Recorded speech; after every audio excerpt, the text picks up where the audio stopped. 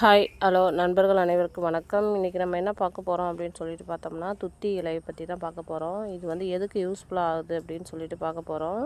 இது ஒரு மருத்துவ குணம் வாய்ந்த செடிங்க. இந்த இலையை வச்சு நம்ம வந்து பைல்ஸ் பிரச்சனையை வந்து கிளியர் பண்ணிக்கலாம். நிறைய பேருக்கு வந்து இப்போலாம் பார்த்திங்கன்னா பைல்ஸ் பிரச்சனை இருக்குது. எல்லோரும் வந்து உக்காந்துக்கிட்டே வேலை பார்க்குறதுனால எல்லாருக்குமே வந்து இப்போ பைல்ஸ் பிரச்சனை இருந்துகிட்டே இருக்குது. ஸோ அப்பப்போ நம்ம வந்து டாக்டர்கிட்ட போயிட்டு மருந்து மாத்திரை சாப்பிட்றத விட இந்த மாதிரி இயற்கையாக இருக்கிற கீரை வகைகளை சாப்பிட்டாலே அது ஈஸியாக வந்து குணமாயிடும். இந்த தழையை வந்து பறித்து அதில் இருக்கிற நரம்பெல்லாம் எடுத்துட்டு நல்லா மிக்சியில் அரைச்சி நம்ம அதை வந்து என்ன பண்ணணும்னா வெறும் வயிற்றில் ஒரு கிளாஸ் மோரோடு கலந்து குடிச்சிட்டு வரணும். இப்படியே ஒரு 1 வீக் குடித்தோம் அப்படின்னா நம்ம அந்த பைல்ஸ் பிரச்சனை வந்து சரியாயிடும், ஈஸியாக வந்து சரியாயிடும். இது எல்லா இடங்களிலுமே கிடைக்கும். கிராமப்புறத்தில் பார்த்திங்கன்னா எல்லா இடத்துலையுமே வேலி ஓர பகுதியில் கிடைக்கும்.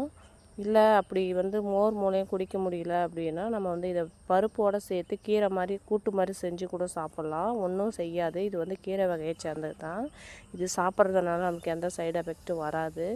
ஸோ காசை செலவு பண்ணி நம்ம ஹாஸ்பிட்டல் போகிறத விட இதை வச்சு ஈஸியாக வந்து நம்ம பைல்ஸ் பிரச்சனையை வந்து தீர்த்துடலாம்.